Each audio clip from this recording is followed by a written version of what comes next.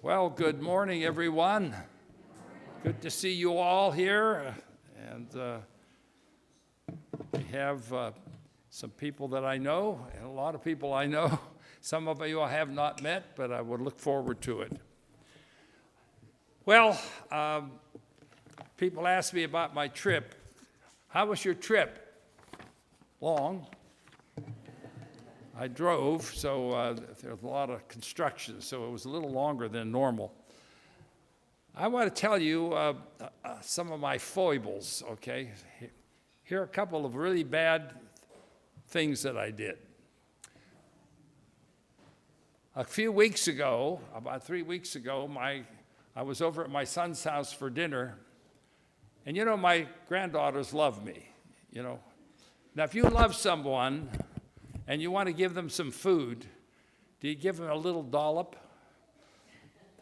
I had a client, and a couple as a client, they came in together, but she was upset with him because his mother always invited them over. Sometimes his mother invited just him and wouldn't invite her.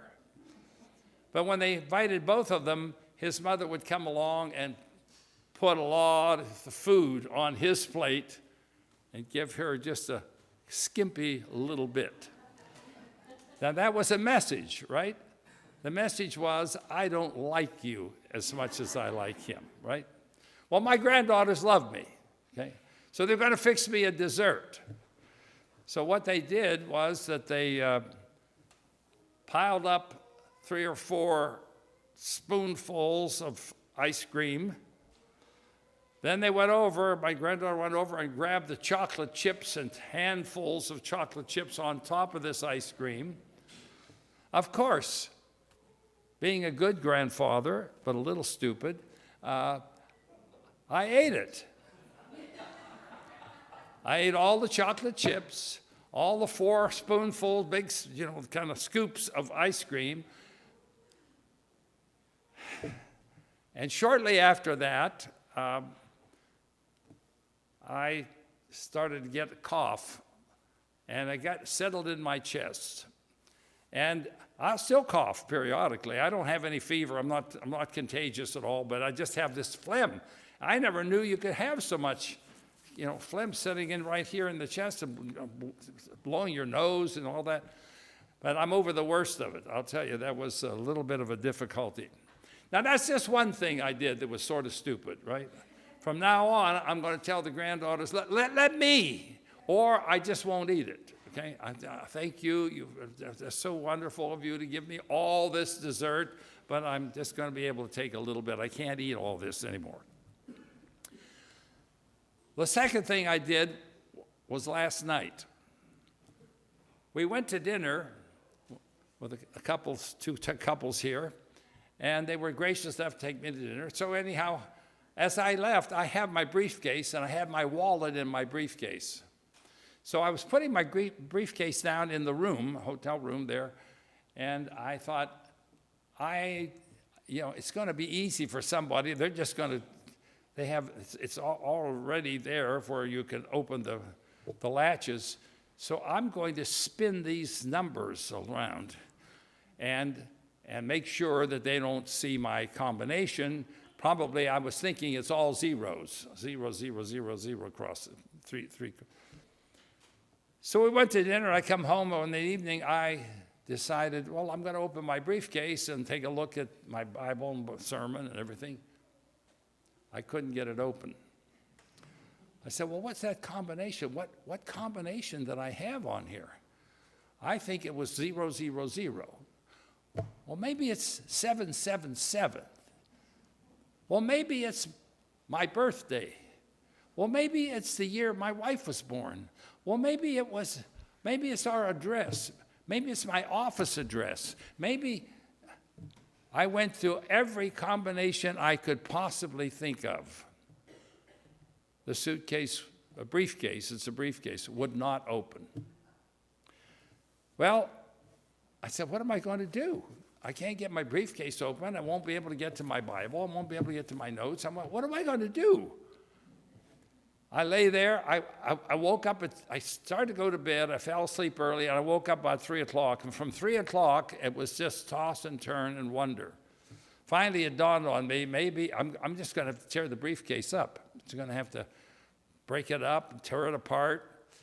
And I thought, who could do I know how to do this? Maybe I should, I can call somebody that knows how to do things like that.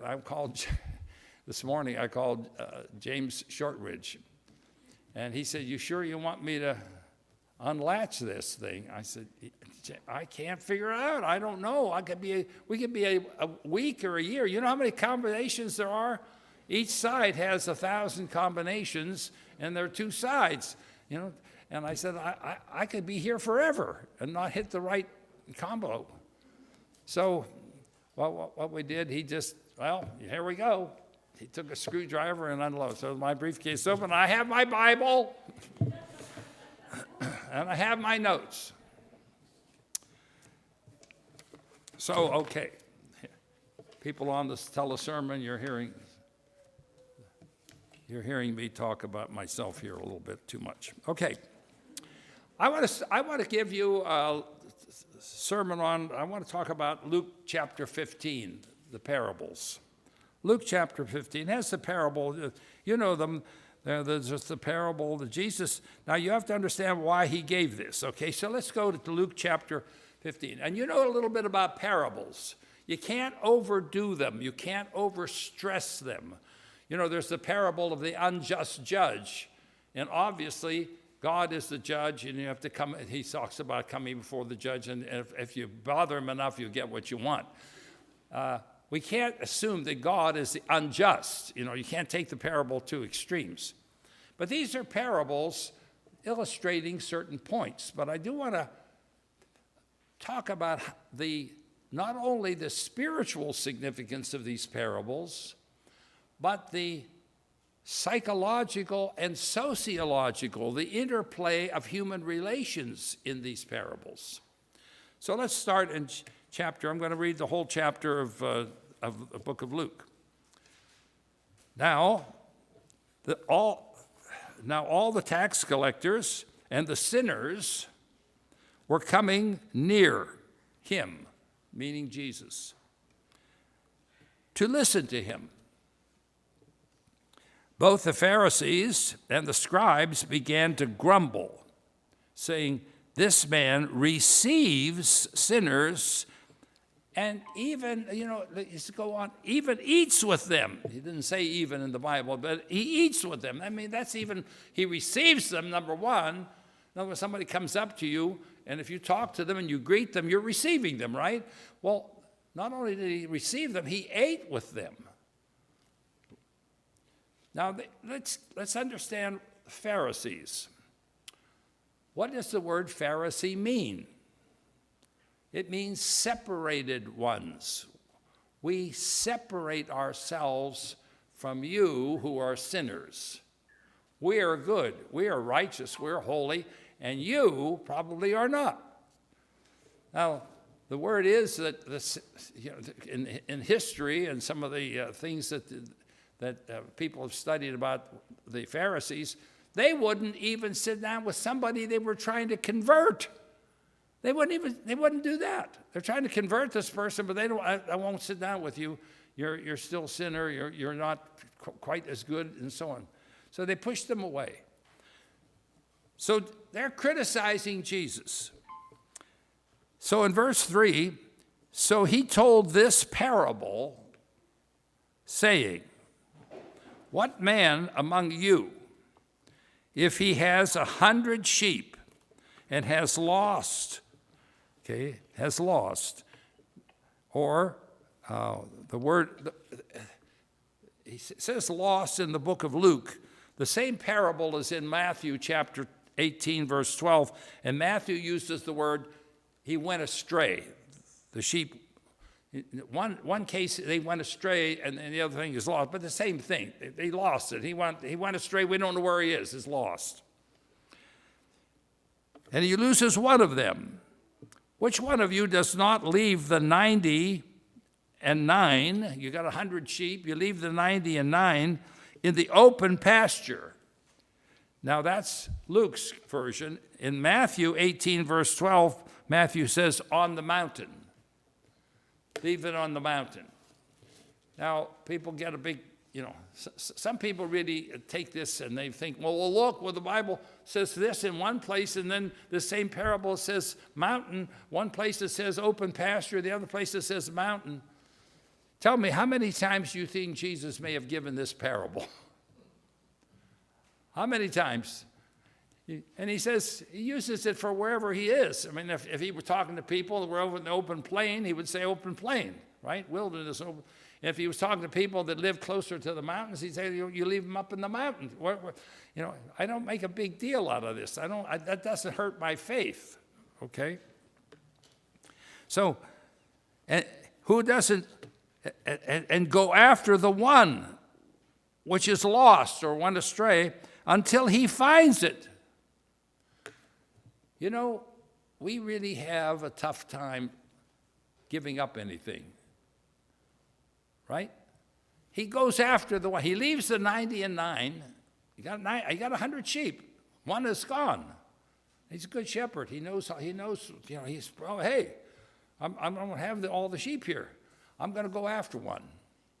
He goes after, and he keeps going after it until he finds it, okay?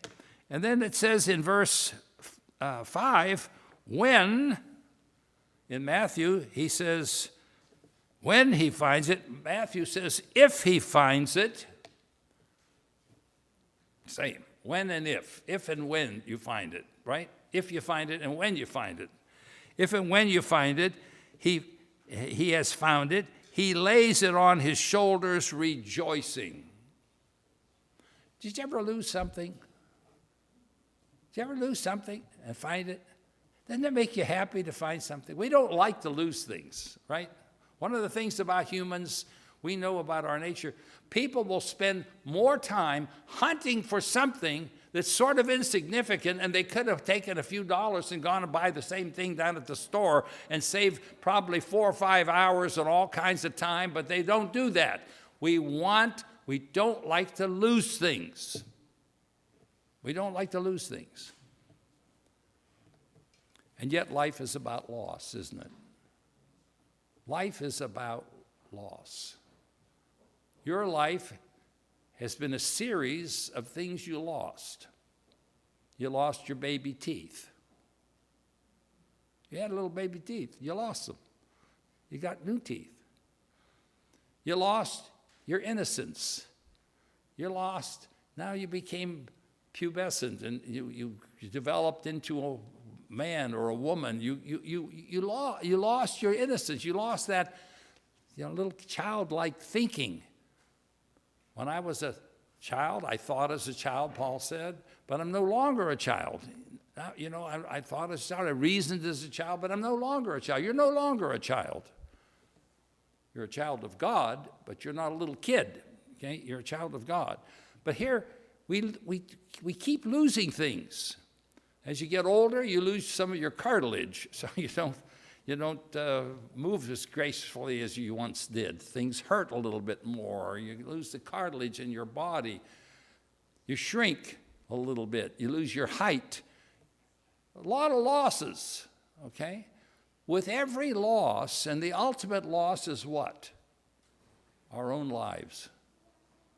With every loss that you've had, you've gained wisdom, you've gained understanding, you've gained appreciation, you've gained faith, you've gained other things, you've gained humility, you've gained, you're not such a big shot anymore, right? Like you were when you were 16, 18. You've gained humility. And the ultimate loss is our lives, and what do we gain with that? You saw all these songs. When he calls, I'll come out of the darkness, I'll come out of the grave. To a new life, to a new spiritual, to a new essence. That's what everything you lose, you're going to replace. If you're a Christian and you believe in God and believe in Christ, you'll replace with something greater. So when and if he finds it, he puts it on his shoulders. And when he comes home, he calls together his friends and his neighbors and saying, "Rejoice with me, for I have found my sheep was lost." Jesus says, "I tell you in the same way, there will be more joy in heaven over one sinner who repents than over 99 righteous persons who need no repentance." Okay? There's more joy of one person who repents. More joy. Okay, that is true. However, you'd be mistaken if you thought then value that one sinner who repented is more valuable than the 99 who did not need repentance, that were righteous, that were following God's way. And that's the whole story in this book of Luke, this chapter of Luke, okay? It's the whole story. And it is true. When we see at the feast or something, somebody baptized, this person has been converted, this person is now wanting to surrender to God, aren't we just joyous? More joy for that than all the other people sitting in the audience and looking at it and giving them the right hand of fellowship. So the point is, it's mentioned here in Matthew, the point of it is here, that thus, this is Matthew, in Matthew 18, verse 14, expresses, "Thus it is not the will," here's the point, "of your Father who is in heaven that one of these little ones perish." That's the whole issue. Why does somebody leave the 99 and go after the one? We don't want them to perish. I was in a church years ago that if you voiced disagreement, they didn't care whether you perished or not. They didn't come after you. They didn't come up talk to you. They didn't come reason with you. They just threw you out. That's not the way Jesus said. So the culture of the Pharisee was that they were not able to share table fellowship with those that they considered sinful. And a quote from them goes like this: "Let not a man associate with the wicked, not even to bring him to the law." Not even to bring him to the law. Don't associate with the wicked.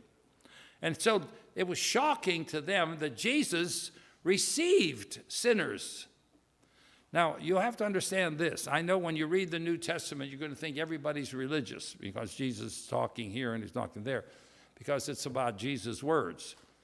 But the truth is that at the time of Jesus in the society, most of the Jews were not religious. They scorned the three sects. That's S-E-C-T-S, sects, okay? There was the Pharisees, the Sadducees, and the Essenes.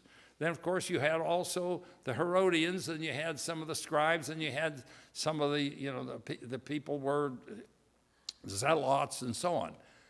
But most average Jews in Jesus' time didn't go. They didn't go to the synagogue. Synagogues were small.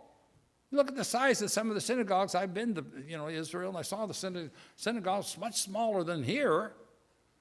Maybe one side of this would be a synagogue. Where were all the people? They weren't religious. The Pharisees thought if you were not religious, attending Sabbath services, so to speak, if you're not coming to church, that you were a sinner. We don't have anything to do with you. Okay, now we come to the next. Here comes the lost coin, okay? This is in the form of a rhetorical question. A question when you have a rhetorical question, Jesus says, which one of you wouldn't do this? That's not meant for a serious answer, like you're going to have to come up with an answer like you're on a test.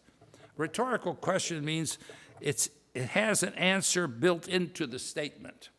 Take a look at Luke now, chapter 15, dropping down to verse 8. Or what woman, now Jesus asked this question, it's rhetorical, okay?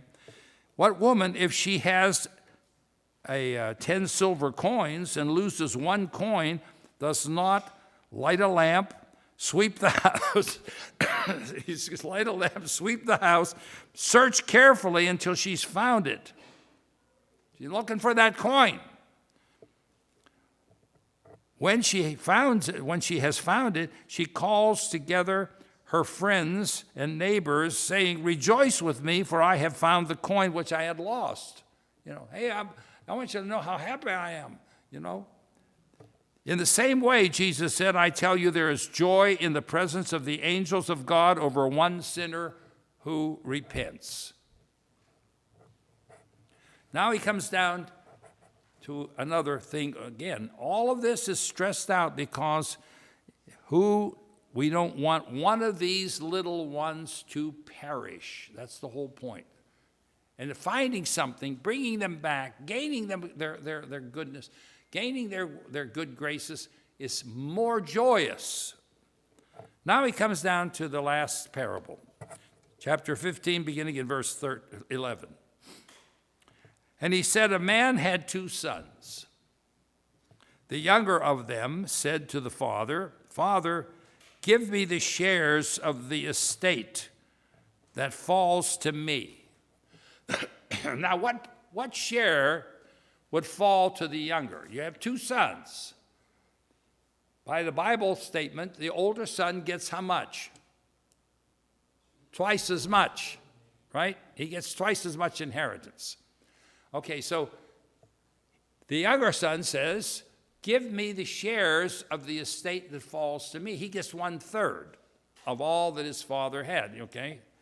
And what does his father do? Okay, so he divided the wealth between them. Okay, so the older son gets double. The son gets 1/3 of all that the father owned. So the father does it, okay? He divided the wealth between them. Okay, you get your share. Here's 1/3 of everything. You go. Now, he is, in one sense, insulting his father. This is a rejection of his father's way of life. Right? I don't want to be here. Give me my money, give me my inheritance now, and I want out. And what does he do? So look in verse 13. And not many days later, the younger one gathered everything together and went on a journey into a distant country. And there he squandered. Now, the Greek word behind this means he threw it away. He scattered with over-generous spending. Now, this is called, if you look in most Bibles, it'll have a little subhead before verse 11, and it's called the parable of what? The prodigal son. What does prodigal mean? If you are prodigal, you spend excessively on extravagance. Excessive, wastefully extravagant. You're not just extravagant, you're wastefully. I don't care. I just buy this, buy that, I don't care. And that's what he did. That's what he did. Okay, so he goes to the country. He has squandered, threw it away, scattered it. The same word is used in the book of Acts, chapter 21, verses 23 to 24. It says, therefore, do what we tell you. We have 4 men. This is Paul now. Paul's supposed to go and make this sacrifice. We have 4 men who are under the vow. Take them and purify yourself along with them and pay their expenses in order that they may share their hearts, that they may shave their heads, and all will know that there is nothing to the things that they have been told about you, that you yourself also walk orderly, keeping the law. Now, the word is share their expenses. You're going there, and I want you to just share what expenses they have. That's the same word that he squandered. Paul's going to share expenses that are not his. He's going to pay for these other people who had a vow. He's going to do it. So his estate. Okay, the word, he lived with loose, okay? Let's take a look here. We're going to, he squandered, he threw it away, he wasted it, okay? And that word means, it's the Greek word for reckless, careless, riotous, super extravagant, okay, for pleasures, for temporary pleasures. Now let's say you got all your inheritance, you pack it up, you got all this money, and you're not real careful. You're associating with people. When you got a lot of money, who's your friends? Everybody, right? Everybody's your friend. You got a lot of money. Hey, you guys want to have lunch? Hey, you want to have a drink? Hey, you want to go do this? Hey, let's go here. Let's go there. I'll pay for it. Oh, man, you have a million friends. Everybody's your friend. That same word, by the way, is used, it's called dissipation in the book of Ephesians chapter 6 and verse 18. Do not get drunk with wine, for that is dissipation, but be filled with the Spirit. It's used also in Titus 1 and verse 6, where it says, namely, if any man is above reproach, the husband of one wife, having children who believe, not accused of dissipation, that is, not accused of reckless living. Okay? So he's not just out there reckless living. And 1 Peter chapter 4 uses the same word. And in all this, they are surprised that you do not run with them. It's when you get converted and you used to be wild and reckless, they're surprised that you don't run with them to the same excess of dissipation. The Greek word is asotia. Okay? And they malign you. Okay, now he's gone, okay? What is the statement about a fool and his money? You remember what it says? A fool and his money is what? Soon parted, right? You're not going to keep it around long. Fool and his money are soon parted. And he was foolish. So in chapter 15, dropping down now to verse 14, now when he had spent everything. Folks, if you want to be prosperous in life, you never spend everything. I don't care what your salary is. I don't care if you say, well, I'm trying to make ends meet. Don't spend everything. Try to get yourself reduced in payments or something so you don't spend everything and you save something. Save something. Then you'll have something to give to people. You'll have something to invest. You'll have something to make yourself more prosperous. Give to the church or whatever you wear, whatever you want. You give to some. Don't spend everything. He spent everything. When he had spent everything, a severe famine occurred in the land, in the country. As soon as you spend it all, now there's troubles and you can't now work or get more money. And he began to be in want or need. Now I'm really out. I'm really out of it. I don't have enough job. And so he went and attached himself to one of the citizens of that country. And that citizen, in other words, can I get a job? Can I get a job with you? Yeah, okay. And he sent him into the fields to feed the swine. Now, for a Jew, that's got to be a big come down, right? He's a Jewish guy. He's over here now. I'm out here. I go to this guy. Can I work for you? Okay, I'll go in the fields and feed the swine. Feed these pigs. Okay? And he was longing to fill his stomach with the pods. Now, what they were carob pods. You ever see a carob tree? They have these little pods like this. And you can grind them up and powder, and then people put a little sugar with them and so on. It makes it looks similar to chocolate, but it's carob. And carob is pretty good for you. But the carob pods are very fiberish, a lot of fiber. They fill you up fast when you eat them. So he filled his stomach with the carob pods that the swine were eating. He's going to eat the same thing the swine were. and no one was giving anything to him. They wouldn't give him any extra food or anything. He just was working, and that's it. Go feed the swine. And notice verse 17. And when he came to his senses. Do you ever come to your senses? Do you ever look at your life and say, you know, that's not good. What I've been doing is not good. I got to come to my senses here. I got to start doing something different. I got to change here. I got to make a change. And he came to his senses. And a lot of times people don't come to their senses until they hit what? Rock bottom. Here he was, starving, trying to eat the same carob pods that the swine were eating. He finally dawned on him, come to his senses.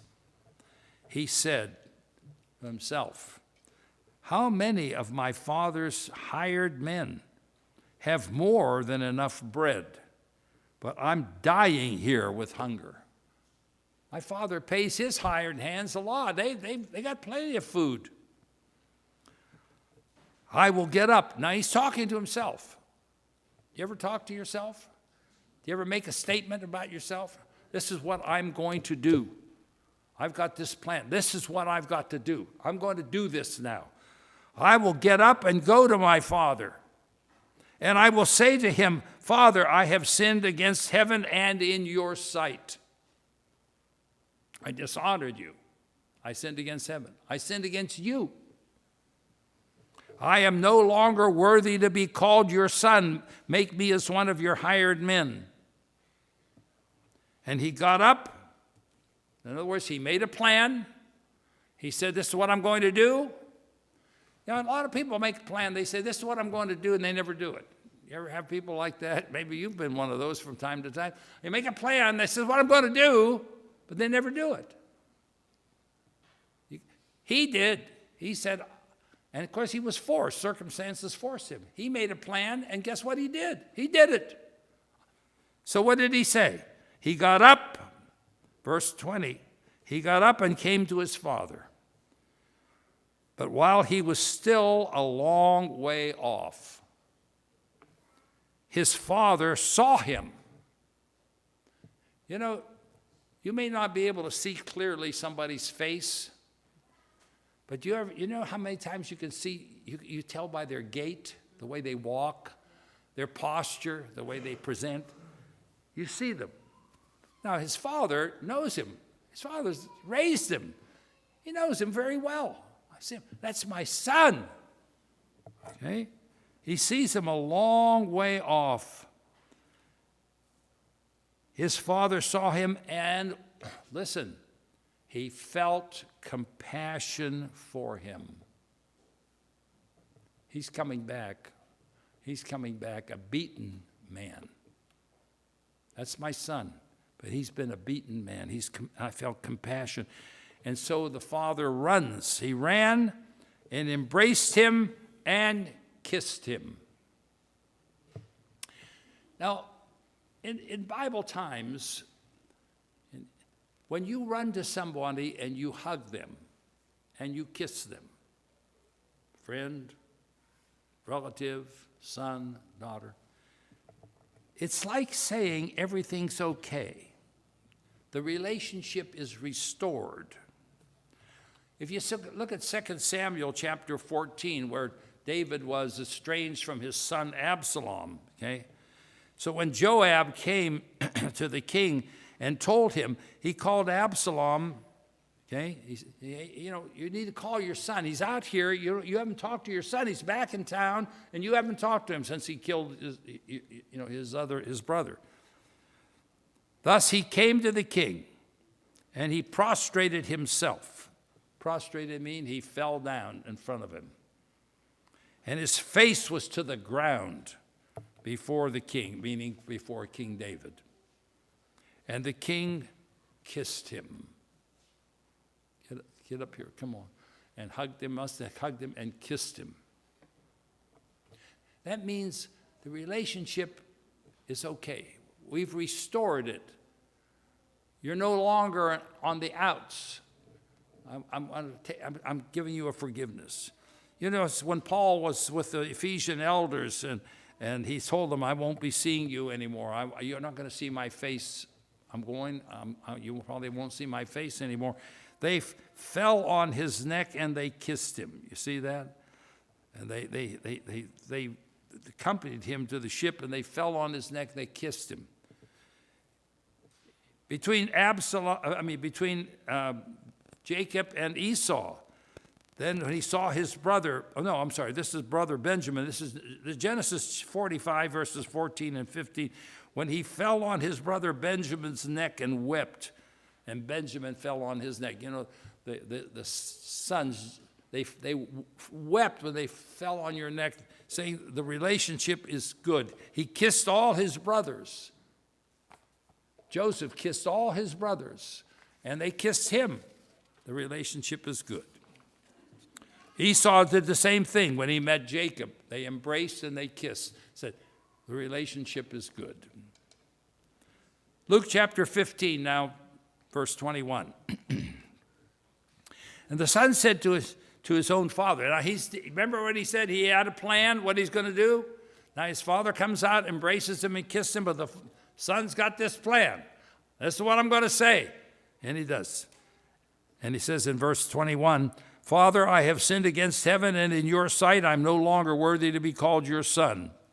But before he can get it out, the father interrupts him, says to his slaves. Now, most translations will say servants. That is not the correct word. The word is doulos, D-O-U-L-O-S, meaning a slave, not a servant. A servant is someone you hire. A slave is an indentured. It's not the kind of slave we think of as in America when we had African slaves. No. These are slaves who are called indentured. If I owe you a lot of money, I have a client, she has a rental. She is now in distress because she has to evict this guy, okay? But now this guy owes her months of rent. But there's no debtor prison, there's nothing, she's lost it. But in that time, if you owed somebody and you cannot pay, you became that person's servant. You worked it off until you paid all that back. If you stole, if you were a criminal, you stole something, you were in debt, you became his slave. We are slaves of Jesus Christ. We are voluntary. The Bible uses the same word here for slaves as it uses for that. We are voluntary. We commit ourselves to Jesus Christ voluntarily as slaves. He doesn't capture us and make us slaves. We volunteer to be slaves because he's a wonderful master, and we want that. We want him. So, Father, but the father said to his slaves, quickly, bring out the best robe. Now, the word here for best, is it really the best robe they had, or is it the first robe? Bring out his former or first. The same Greek word is used in Acts 1 and verse 1, where Luke writes, the first Theophilus that I composed, the first account, meaning the former, the first one that I account. So Luke wrote 2 volumes, the book of Luke and the book of Acts. There were 2 volumes. And he says the first one, okay, that's the first, and that's the same word used here. Now you can make your own choice. You can say it's the best or it's the first. It's the former and the first one I had.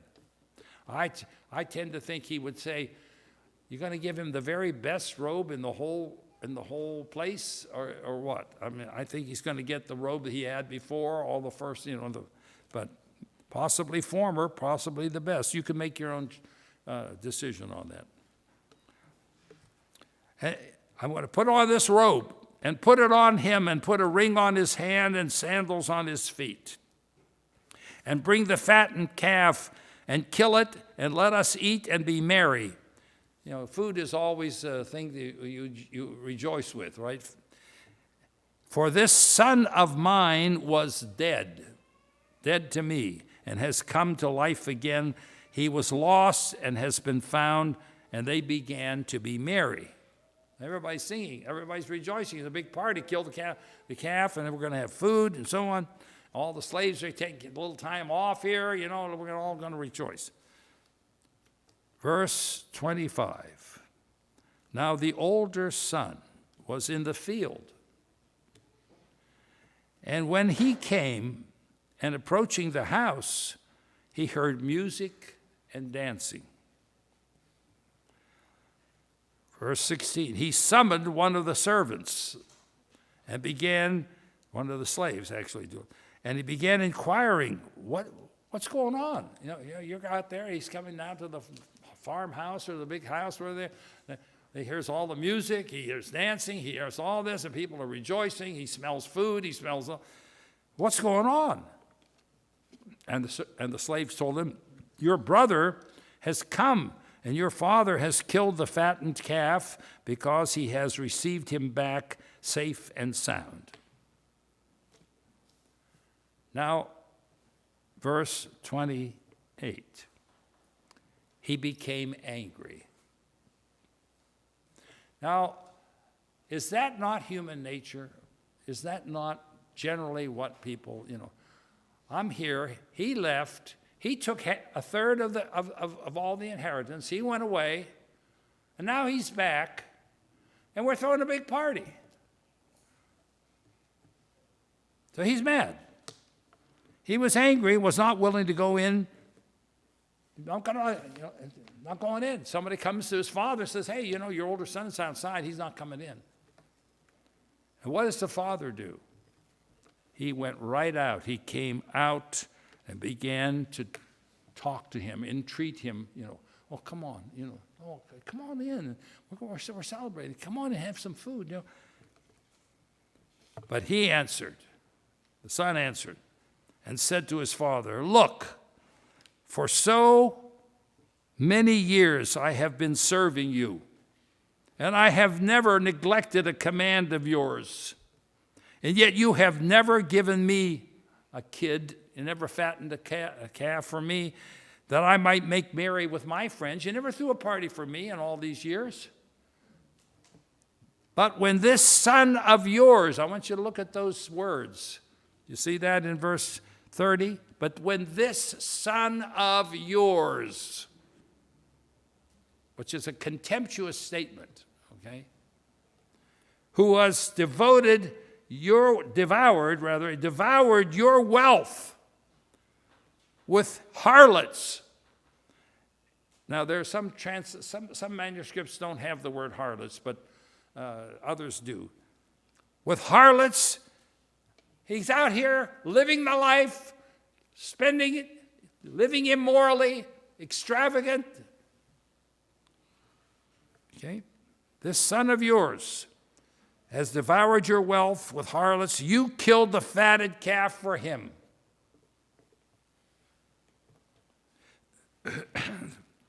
Chapter 20 of the book of Matthew.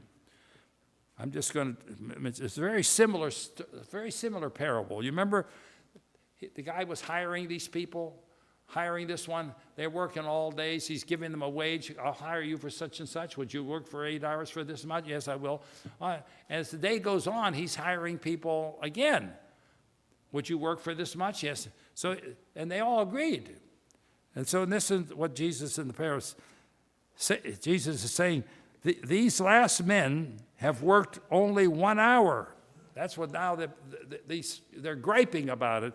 And you have made them equal with us who have borne the burden and in the scorching heat of the day. But he answered, said to one of them, friend, I'm not doing you any wrong. You agreed to work for me for a denarius. Take what is yours and go your way. But I wish to give the same to the last men. They agreed to work for a denarius too. Is it not lawful for me to do what I want, what I wish with my own? Is your eye envious because I am generous? We have to be very careful with our eye, with our mind. We see with our eye, it's really your mind. So he goes out, okay? And we dare not, as Corinthians says, 2 Corinthians 10, verse 12, we dare not compare ourselves with others who compare themselves, measuring themselves by themselves and comparing themselves with each other. They're just simply not wise. It's not a wise thing to do. So, as much joy as this father was having with the return of the prodigal son, the excessively spending son, he was very careful, very fearful to lose the son who was with him for all those years. Notice what he says. He said to him, my child. Now that's a very caring and very tender. This is in verse 31. My child. It's very tender, very caring. You have always been with me. And then here it is. And all that I have, all that is mine, is yours. Okay? But we had to be merry and rejoice. For, now listen to the words, for this brother of yours, remember how the older son said, this son of yours? Now he's using, this brother of yours was dead and has come to life and was lost and has been found. That's where that parable ends. The parable does not say what that older son did. Did he go in? Did he say, yes, I'll rejoice? Was his eye envious? Was he hateful? He's going to stay hateful. Now, I understand that older son. I do. I understand that he was committed and worked hard, long. He never went like that. Do we reward bad behavior? We don't want to do that. On the other hand, we have to rejoice when somebody comes to their senses. We have to rejoice when people want to turn to do the right thing. We can't be bitter. We can't be hateful. What more can the father do than he did with the older son? Yes, you have always been with me. But this is a time to rejoice because your brother who was lost has now been found. He was dead, but now he's alive. So several things we can't take from him. We can take and shouldn't take. We cannot suggest that one lost sheep is more valuable than the 99, right? We can't suggest that the woman who had 10 coins and lost one, that coin was worth more than the other 9 that she had. No. We can't think that the way to God's approval is to misbehave. That's not true either. But we can never become so hard-hearted and so implacable that we cannot rejoice when good happens. We always have to be happy about good that happens, no matter to whom, no matter for what. If it's good, you should like it. You should rejoice with it. Because one day you could be lost and somebody could find you. One day you could come to your senses and God will accept you. But I understand. I understand the older son. We don't know what he did. I've read commentaries and people talk about that. They've written stories about, he is a nasty, evil wrong, bad person. I don't think so. And I think probably at the end, the way his father said it, pleading with him, because as much joy as there was for that younger person, it would have been a catastrophe to lose that older son. That father would never get over that. So rejoice when good happens, love the good, be good yourself.